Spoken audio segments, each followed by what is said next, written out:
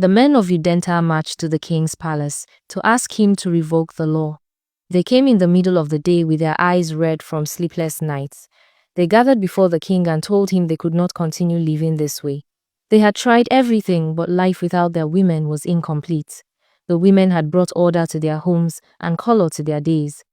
The king listened quietly to everything they said. When they finished, he told them he would not simply revoke the law.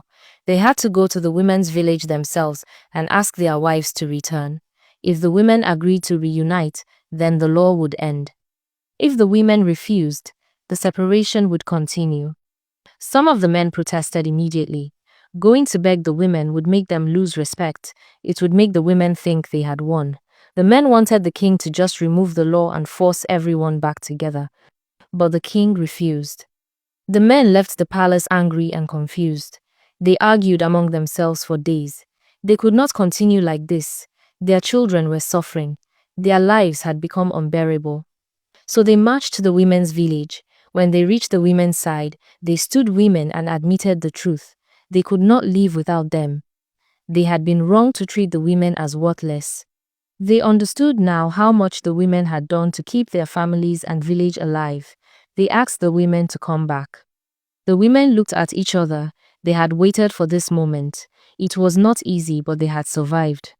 But they had also missed their children. They had missed the homes they once knew, and some had missed the men who had treated them well. The separation had proven what needed to be proven. The women were not lazy or useless. They were essential.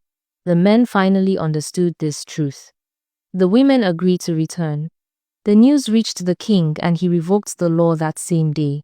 Families reunited. Mothers held their sons again. Fathers embraced their daughters. The village of Udenta became whole once more. Life was not perfect after that. Couples still argued and disagreed, but the men never again called their women worthless. They all learned to respect and appreciate one another.